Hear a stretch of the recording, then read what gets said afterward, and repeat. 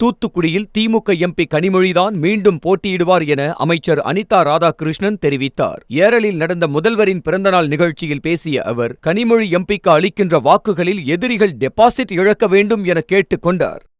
3% ஓட்டு 4% ஓட்டை வச்சுக்கிட்டு பிஜேபி காரன் நாங்க அப்படி பண்ணிடுவோம் அப்படி பண்ணிடுவோம் சொல்லிட்டு இருக்காங்கன்னு சொன்னா இன்னைக்கு ஒன்றும் செய்ய முடியாத இந்த நிலை இன்னைக்கு உருவாக்கப்பட்டிருக்கின்றது. இங்க ஜாதி மதங்களை தூண்டி எந்த வகையிலும் ஓட்டு வாங்கலாம் நினைச்சா அது கனவுலையும் நடக்காது என்பது தமிழகத்தின் வரலாறு என்பதை இங்கே நாங்கள் சொல்லிக்கொள்ள கடன்பட்டிருக்கிறோம். இன்னைக்கு குறிப்பாக சொல்ல வேண்டும் என்று சொன்னால், இங்கே தமிழ்நாட்டுக்கு மோடி வந்தாரு. மோடி வந்தேன்னு சொன்னா நான் இந்த தமிழ்நாட்டுக்கு இதெல்லாம் தந்திருக்கேன்னு சொன்னா பரவாயில்ல.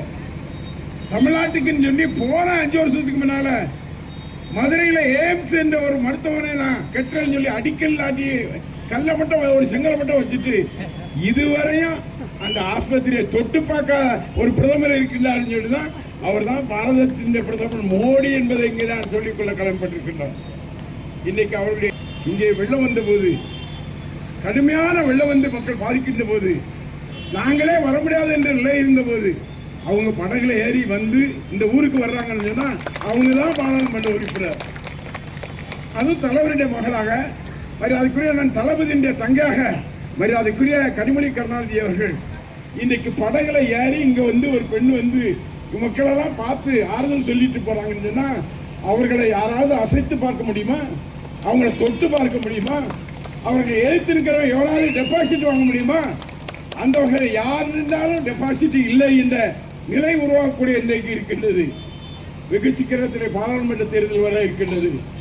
அந்த பாராளுமன்ற தேர்தலில் நம்முடைய இந்த பாராளுமன்ற தொகுதியிலே நம்முடைய கனிமொழி கருணாநிதி எம்பி அவர்கள் தான் இங்கே இருக்க போகிறார்கள்.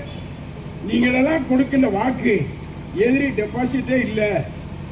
மோடியும் வர முடியாது, எடப்பாடி வர முடியாது, ஓபிஎஸ் வர முடியாது, யாரும் வர முடியாது அப்படிங்கிற நிலையை நீங்கள் உருவாக்க வேண்டும் என்ற வேண்டுகோளை வைத்து இன்றைக்கு நல்ல ஒரு நிகழ்ச்சியில் கலந்து கொள்கின்ற வாய்ப்பினை வழங்கிய இந்த நகரத்தைச் சேர்ந்த இயக்கத்தினுடைய சகோதரர்கள், நகர செயலாளர்களிலிருந்து அத்தனை செயலாளர்களுக்கும் என்னுடைய மனமார்ந்த நன்றி என்ற நன்றியை சொல்லி, செய்திகளை உடனுக்குடனும் துல்லியமாகவும் தெரிந்து கொள்ள சப்ஸ்கிரைப் பண்ணுங்க.